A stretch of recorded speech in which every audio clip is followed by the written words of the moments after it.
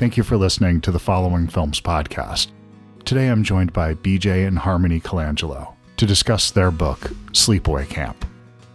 Initially considered just another slasher film during its 1983 release, Sleepaway Camp has since emerged as a cult classic due to its talented young cast, remarkable practical effects, and a notorious ending. But although the queer themes explored in its memorable final moments were initially intended to shock and unsettle audiences, Sleepaway Camp's empathetic portrayal of its unlikely killer sets it apart from other transpanic films of its time. Together, BJ and Harmony Colangelo assess where Sleepaway Camp falls in the slasher canon and do a deep dive on the film's themes and legacy, exploring how changing attitudes towards the LGBT community has led to both a reclamation and necessary critique of the film by modern audiences.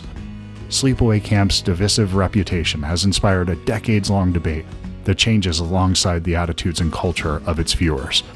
Through historical context, personal memoir, and film history, the Wives Colangelo explain what's kept audiences talking about Angela Baker and Camp Arawak after all these years. I had a blast chatting with BJ and Harmony about their book, and I hope you'll go to diediebooks.com to order a copy today. Hope you enjoy the show. Thanks. Hello, I'm here now. Oh, okay. Perfect. There we go. Now the Phantom of the Paradise with the Detroit Rock City. Now I'm putting it together. Okay. Got it. Okay, good. This is just how we do. I love that. Well, thank you both so much for taking the time out of your Sunday to do this. I really appreciate it. Thank you. I was so excited when I heard about this book that you were taking on this material, because this has been one of those, like, I hate to oversell it, but like all of my favorite art, it has remained stagnant, but I've changed with it and viewed it through different lenses for the last 30 years, ever since I first saw it. So, when I was a kid and I saw this movie, it was just something that was a throwaway slasher movie. Didn't really give it much thought other than the ending.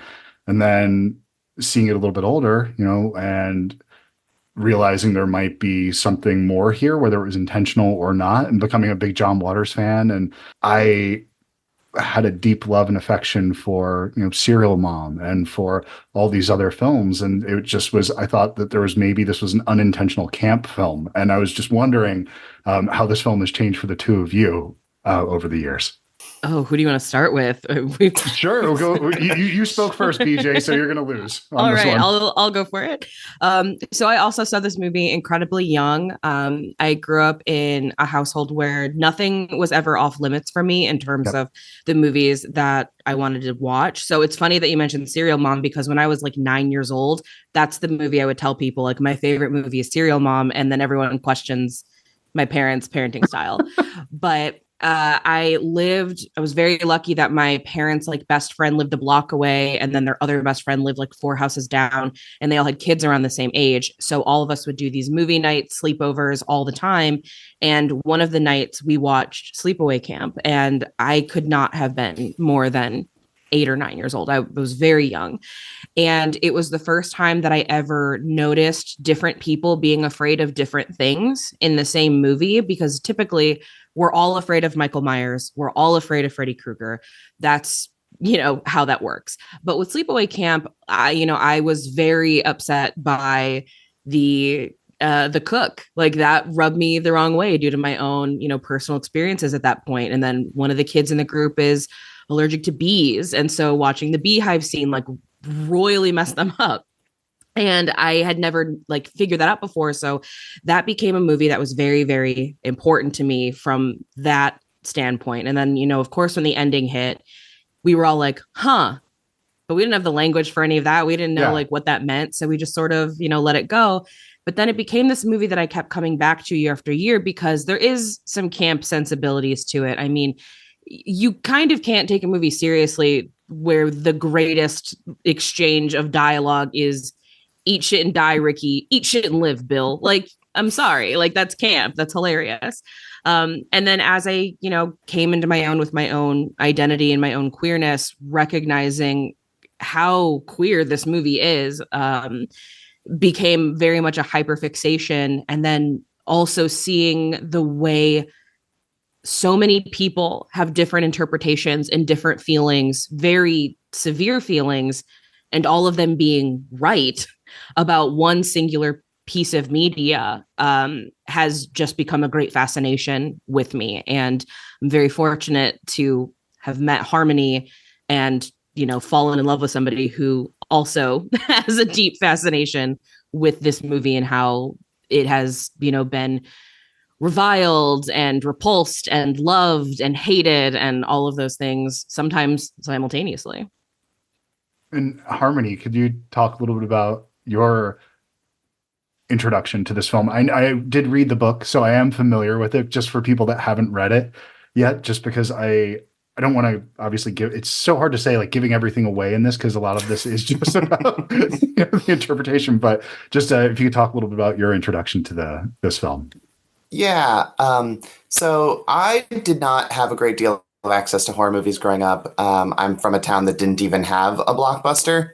So people talk about like, oh, well, Blockbusters killed independent video rental stores. I'm like, well, we just even have a Blockbuster. We had a place above where you bought cigarettes that had a weird collection of usually not very good movies and almost exclusively the sequels to things. So that's how I saw like Blair Witch 2 before the first one. And I saw Carrie 2 before the first one. So that was just my experience. But a great number of my earliest memories watching horror movies was during like various marathons they would have on USA or Turner Classic Movies or AMC or whoever during Halloween season, because then it would just be like around the clock kind of horror movies. And I don't think it played nearly as much as like Halloween and Friday the 13th did, for obvious reasons. But Sleepaway Camp popped up in there, and it just was so much more interesting to me. And it's hard to say, because I really had to like unpack and dig through a lot of memories to figure out where that came in and what I thought about at the time. But it definitely had a lasting impression. And it wasn't until like years later that like something reemerged in my brain while watching Robot Chicken, of all things, where they have like a 30-second throwaway joke about being like, oh my God, somebody remembered this movie and made a parody of it. Because it was that buried deep. Like you had to know what that movie was. It wasn't just like their normal shtick of like Optimus Prime and obvious big things like that. So that's kind of my history and very young fascination with this film, because there's just something much more interesting about Angela Baker for very obvious gender reasons than say like Jason Voorhees to me. And as time went on, like I was just, this movie's fun. I like to watch this movie because it's fun. I like to show this movie to people because it's fun. And as like the landscape of film criticism started to evolve over time, I started to see a lot of interpretations, many of which I don't necessarily agree with, but I understand how they got to those conclusions. But for the most part, I just think most people had very biased and incomplete interpretations of this story. And so that's kind of where our book came in, I think. Well, and I was really happy to hear and to see that there was, because it sucks coming from my perspective when there's things that I appreciate. It's like, fuck, the thing that I like is hurtful to people. And I don't want to be that person that supports art that hurts somebody. But at the same time, it's kind of like what you like, and you see it and you're like, I don't think this is a malicious film. It doesn't feel that way to me. It always felt, weirdly enough, like there was a tenderness in this movie. The fact that they used children in the movie and that they all seem like they got out okay on the other end of this film. It doesn't feel like it was made with cynicism like a lot of slashers were at the time. And so I feel like this is kind of it's not a litmus test, because I could understand why people would push back on it. Like I just watched it with my wife for the first time last night, and she said, I hate this, but I can't look away. It's like, oh, okay, you kind of get it then. Well, I think too, something that people tend to forget, especially in our current landscape where there is so much transphobia, so much homophobia, so much bigotry that's just been emboldened in the last couple of years. I mean, it's always been present, but now people are just very, very loud about it. But what I think people often forget is that for a period of time, transness in any sort of, there is a gigantic plane flying above me, sorry. But transness and any sort of like, gender fluidity, gender fuckery, whatever you want to call it, was seen as like very novel. It wasn't this in like presenting something as like, oh, and then it's like, surprise, it's trans. It wasn't meant to be this like hateful thing. It was just, isn't that shocking? Isn't that weird and quirky? And so when you listen to the director, Robert Hiltzik, who wrote and directed this movie, he did not have like malicious intent behind it. It was solely, this will be a shocking ending. And then he wrote backwards, hoping to justify the ending. And so there's obviously hateful connotations to presenting the trans body as like a shock thing, something to like shock audiences. That's of course like hurtful and problematic, but is it hateful? I don't think that was the intention behind it. And so because there's the justification, all those seeds that he planted along the way, this movie then becomes this very unintentionally charming and, like you said, caring film that cares about some of these children. And if you talk to any of the actors, they all like, a lot of them are still friends and they do like convention circuits and they had a very good time. They felt very safe on that set, despite the fact that they did do wild stuff like a skinny dipping in ice cold water at like 3 a.m. But so that's what also makes this film very complicated, because there are films that are being made now, like, Ben Shapiro made his like trans women in sports lady ballers. That's just bad Juana Man, like, because apparently he does not realize these movies have been made for decades. Like, that is a movie that is being made with intentional malice and hurt. I don't think Sleepaway Camp has that same intention behind it, and of course we can argue until we're blue in the face about intent versus impact.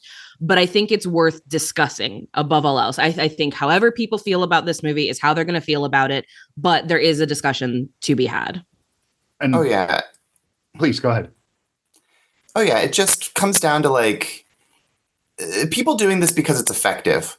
Like, that's really what it boils down to. Is Hitchcock did it like before he even did Psycho. He'd already done it with a previous film. But like Psycho's the big one. And numerous people have copied that since. And so the reason that it kept reemerging in so many films was because it made people uncomfortable, because they were looking at it from their own perspective of, I'm cis. And so the idea of someone being another gender, I can't possibly conceive that from my own perspective. Therefore, this is crazy to me. This is insane. Look at Norman Bates. He's insane. And like, the craziest thing is not that he wears women's clothing. The craziest thing is that he thinks he's his own mother. Like, that's really more of the root of like his behavior. But that's not that's deeper. And people look at like the surface level approach to that. And that's, I think, a much more tangible thing for them to process through a visual medium. So it's looking at something like Sleepaway Camp, there is significantly more sympathy because Angela is a created monster. She's not broken in the way that so like, Leatherface is broken and wears women's clothing because he has to be the matriarch of the family. Like, she is this troubled child. Like, she's been damaged so badly from like such an early age. I think there's a great more sympathy from the audience for that approach, in addition to like how she's treated. Like, you see not her as like this hulking mass or this murderous killer. Like, she is a little girl who's not necessarily a little girl, but like, you don't know that. You feel bad. Like, there is care in that. And I think that's why there's no like, there's not even like a really resolution. It's just kind of like, surprise, you're done. She doesn't go to jail. She doesn't die. Nothing happens. Well, nothing happens to anybody in this film. None of the murderers seem to hold any consequence throughout the whole time. The cops are here in a very minimal amount, considering the number of bodies that are in this film. They're not present in this. And I feel like that the film is, to me, whenever I watch it, it's on Angela's side. She's not the villain here. It's these, the shirtless guys that are wearing short shorts. Those are the bad guys in this movie. It's Aunt Martha. It's Mel, who is the worst camp owner that has ever lived. Like, he's so bad at his job. He's great at his job because he's managed to stay open this long. Okay, yeah. And the mayor of Amity was a great mayor for not closing the beach. I'm just saying. But He's no, managed to stay successful up until this point. But I do think you're right. Like the movie is very much on her side because, you even have characters that say things like, yo, Angela, why are you so fucked up? And like the audience is supposed to go, this guy sucks. Like, what's wrong with you? Like, that's not funny. There's never a moment where outside of her and her brother, there's very few people here that you have any sympathy for in this film. They're the normal ones here. Everybody else they're the ones that are so fucked up in this movie. I mean, I can't think of anybody else here really offhand, that doesn't deserve in the film's eyes. There are like two counselors. There's Ronnie who's like Ronnie for life. Super hunk, wears the shortest of shorts. He's, the one that finds her on the beach. And then the other one whose name I can never remember, she also is on the beach when this happens, but she's the one who slaps Judy across the face. Right. Which like we can argue like, she's in a position of power, should not be hitting children. But also Judy kind of deserved that slap. She had it coming. Her and Meg deserve to be slapped more than, or is it Meg or May? I always get those names It's back. Meg. It is Meg. Okay. MEG Meg. Very, very slappable cast here, I would say. But there's something in the intro that I just wanted to kind of circle back on, Harmony, that you touched on, was this idea of the video store and how you would watch these late night marathons because you didn't have a good video store in town. And so you would watch edited versions of films. And all of us waited until this 1 month when we got all of our horror in. And now we have Shudder, Screambox, like just any number of Blu-rays, DVDs, access to things. We get annoyed when we can't get the most obscure Italian horror film immediately in the format that we want at this point. I think we're very spoiled. And I think we've lost something in a way when it was this siphoned area that it made it so much more special than I think it is now. And I'm wondering if you have a similar feeling, or you're just happy to have it all the time now. No, there's definitely I'm not one of those people who needs to see everything all the time. Like I'm not trying to like be like, guys, I watched 800 films on Letterboxd this year. Like that's just not me. I tend to, I think, cherish films quite a bit because I sort of view them as a finite amount. And so I think that's just the nature of how I've always been. But yeah, there is just something, there's something special about the elusiveness of them. Like even something that's on Shudder where it's like, well, it's only going to be on Shudder for a little bit. You never know when the Devils is going to come and go. Like it still is kind of special. And that's exciting. And that's interesting to me. Especially when it comes to like the more specific, the specificity of like gender in horror. Like there's a very, very, very small amount of like trans adjacent films that you can get, especially ones that are not like far more malicious than this. So like, I don't know, there's something sacred about that to me. There's something that I really, really value about all of this in general. Like that's how I've kind of ended up working in a movie theater / video store. So like it's very much part of the ethos that I'm just functioning with. I think most of us that would be spending a Sunday doing this or writing a book like this is we're all of the same tribe in that way. There's something in us all that we're searching for something, and we found it in horror as a safe space for me personally, where I feel like it's where the oddballs go. It's the goofy kids that really maybe didn't have their place in the world. For me, I mean, I guess there's some people that were, but I wasn't necessarily the sportiest guy in the world when I was growing up, and it's just I was more concerned with how Tom Savini pulled off the magic trick than I was with how, than whatever the Dodgers score was that weekend. But BJ, I wanted to also touch on something in the intro that you wrote that I really loved. And it was the idea that you were talking about that night that you watched this movie for the first time, then you retreated to SNCC to all that after this. And who would have thought that actually that you were going to the more disturbing material? Right. I mean, full disclosure, fuck Dan Schneider. All my homies hate Dan Schneider. That is one of the many, many mantras of Harmony and I also do a coming of age, like teen movie podcast. And that conversation comes up quite a bit. But no, I think that is, also something that I've always really loved about horror is that I've been writing about horror in some professional capacity for the last 15 years.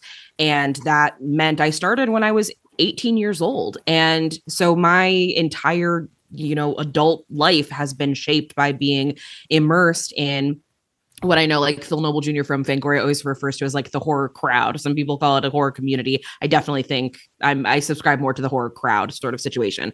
But the horror crowd tend to be the most like empathetic people that you could ever possibly meet. And I think it's because we consume this media that forces us to all reckon with our negative emotions, the emotions like fear, the emotions like sorrow and grieving. A lot of us have a pretty decent grasp on what that feels like because we've gotten a lot of practice by watching horror movies. So then when we have to apply it to real life, that empathy is there.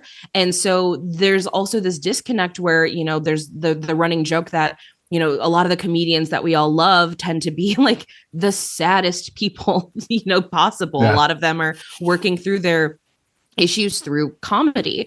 And so it is very interesting that as a kid, I loved horror so much, but I would always use, comedy or something that was a little bit more kid friendly as sort of a palate cleanser. And now as an adult, horror is my palate cleanser. When something is really awful, if I'm having a really bad day, I have my go-to comfort horror movies that I just tune on. And it's like, I just want to watch somebody else like fight for survival and win for a chance, because there is a poetic justice to a lot of these movies, especially slashers, that I think people really resonate with. And for me, I think we mentioned it in the book, but Sleepaway Camp is so interesting because the slasher is also the final girl. Yeah. And so I think that also speaks to anybody who's been othered. I can only speak to this as a queer person. I'm not a trans person, but there are days where I know that I am not only in a fight for survival, but also fighting against the world that wants me dead.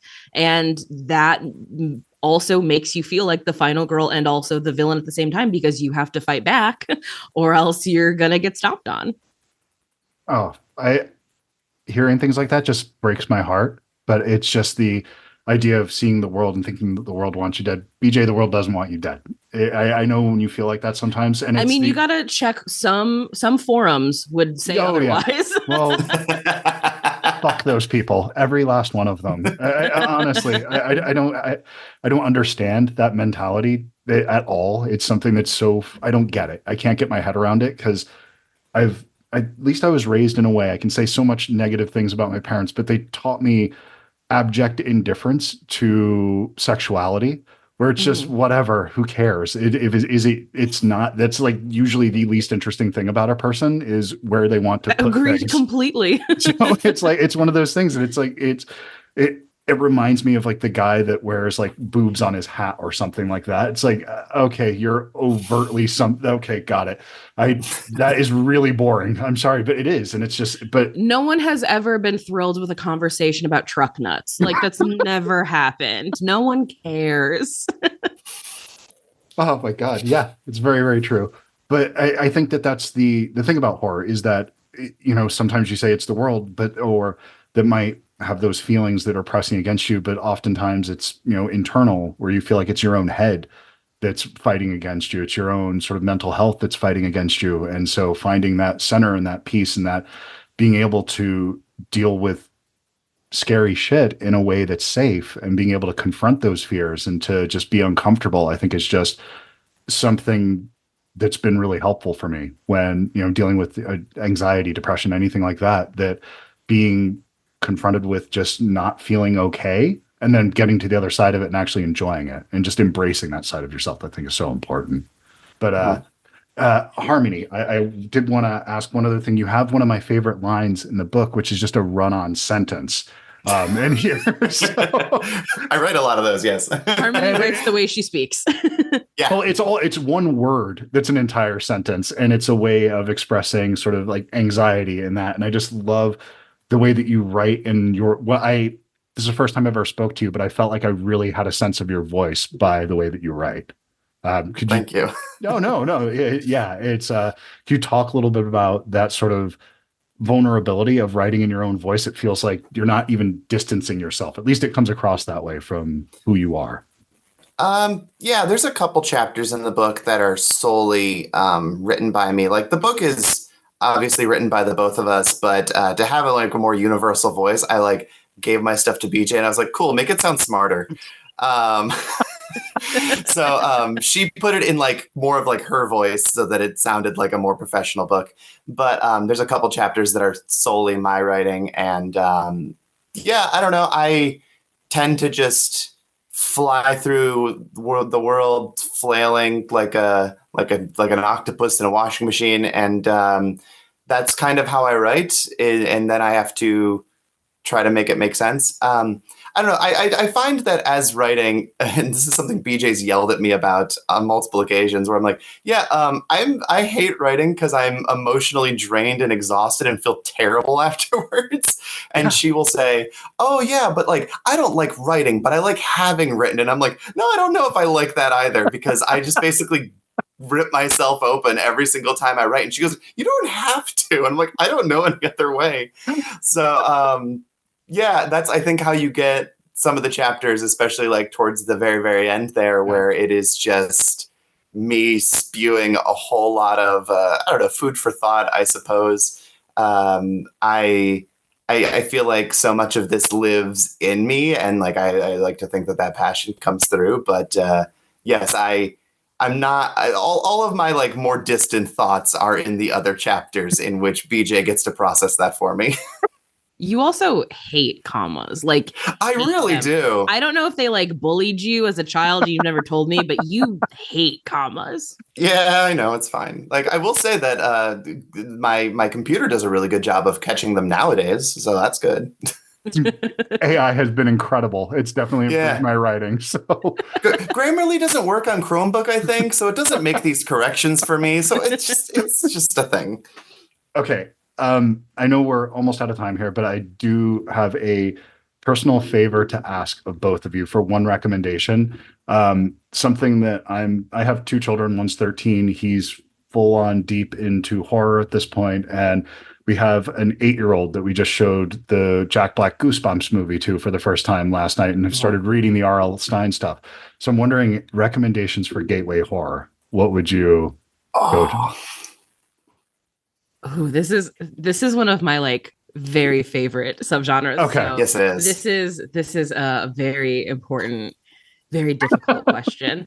Okay, so one of the ones that I will definitely the one that I'll recommend for the 13-year-old, because it does have a little bit of higher thing. Right now, I am so into Lisa Frankenstein, and the way that this is just such a perfect gateway film that is taking the sense of humor from 80s comedies that people forget existed. Like everyone loves to talk about, oh, Lisa Frankenstein, it's like Weird Science. And it's like, yeah, that's also a movie where they turn Bill Paxton into a pile of shit. Like, did you forget that part happens too? Lisa Frankenstein didn't forget. So that one is my recommendation for the 13-year-old. And then for the 8-year-old, see, this is also tough because we have a niece and nephew, but like they're worldly. Like, my 13-year-old, he's already Terrifier 2 at this point. Oh, great. He's fine. He's okay. He's already deeply broken. So he can hang then. So that's good. Okay, so then for the 8-year-old who's just getting into Goosebumps, has the 8-year-old watched the Disney Channel series from the late 90s, early 2000s called So Weird? I've never even heard of this. Okay. So a lot of people have been talking about the movie I Saw the TV Glow, and it's like, what is your TV glow moment? That was my moment as a kid. So Weird. It lasted for 3 series, but you really only need to watch the first 2 series because they replaced the lead in the 3rd series due to some Disney Channel shenanigans. But it is about a young girl who is living on a tour bus with her rock star mom, played by Mackenzie Phillips. And she is in tuned with the supernatural in some way that they spend like 2 seasons exploring. But she runs a blog, and it's like a very primitive blog because it's the late 90s, about weird things that are happening to her while on tour. So it is both a Monster of the Week show, but all of the monsters are based on some sort of like regional folklore. So like when they go to Roswell, it's all about aliens. When they end up in New Orleans, there's like a lot of weird like New Orleans spooky Cajun ghosts. When they're in Chicago, it's like not just the Great Chicago Fire, but also like a shipwreck, and there's like drowned ghosts of Lake Michigan. I am so into it. It's so good, and it definitely got stomped out by Are You Afraid of the Dark and Goosebumps. But yeah, so weird. It's on Disney Plus right now. It is such a great watch, and it surprisingly holds up. That's what I was going to ask. It's something, if you're watching it for the first time right now, it still is watchable. Yeah, it's still pretty watchable. And there's a couple episodes, like the one that a lot of people talk about it's called Rebecca. And it's learning that Fee's mom, the main character's name is Fee Phillips, but you learn that Fee's mom had this friend named Rebecca that was her best friend in the world. And then they never saw her again. And her mom has now written this like very painful ballad about like loving this woman, Rebecca. And you learn that Rebecca is from like an ancient species that does not age. Like it takes like 100 years to age, like 2 years. So she's constantly moving, and that's why she's not around. And it is like this beautiful like exploration of grief and how like living forever sounds awesome, but it's actually not awesome because everyone you love dies before you. Great show. Amazing. That's literally a conversation we were having with my 8-year-old. Something that popped up on one of those Would You Rather YouTube videos, and it was, would you rather live forever or something else in there? And we all agreed that living forever would be hell. So yeah, awful. Yeah. Absolutely. And Harmony, what would be a recommendation for you for my 8-year-old? Because I'm just running out of ideas at this point. I mean, the 90s had so much good horror for kids. Like, obviously, you had So Weird, you had Goosebumps, you had Are You Afraid of the Dark, you had Courage the Cowardly Dog towards the end of that decade. So, like, those are all very watchable places. I think particularly when it comes to, like, animation, it holds up a lot better than a lot of children from Canada in some cases, where that can come across as a little cheesy. But as far as, like, movies are concerned, I would turn to Henry Selick, because he obviously did Nightmare Before Christmas, not Tim Burton. He was just kind of has his name on it. Yep. And beyond that, he did Coraline, which is a little bit scary for like particularly young children. But more recently, Jordan Peele brought him back for Wendell and Wild, which is a fantastic horror stop motion film that has one of the best soundtracks you'll ever see. So yeah, like I think that stop motion is pretty timeless. I think that's good for both an 8-year-old and a 13-year-old because it's just cool. So yeah, Wendell and Wild will get you not just like cool Henry Selick stop motion, but also like, hey kids, you want to learn about X-ray specs? Like, because you want to listen to the specials? Like nothing but like great punk soundtrack. It's want to listen to Fishbone? I do want to listen to Fishbone. Yes, absolutely. Yes. Yeah, I mean, you're talking to a 47-year-old guy who still listens to pop punk and ska. So yeah, absolutely. We're talking the same language. Yes. Ska for life. Yeah, for sure. Yeah, I was listening to Buck 09 this morning when I was driving around with my son, and he's like, "What is this?" So, yeah, it's all right. It's not for him. That's fine. But thank you both so much for taking the time to do this today. I can't thank you enough, and I really did love the book. It's fantastic. So, highly recommend people. I think is it diediebooks.com to get this? diediebooks.com. Go pick it up. It's a hell of a read. It's a great time. So, thank you for taking the time to do this, guys. I really appreciate it. Yeah, thank you. Thank you so much.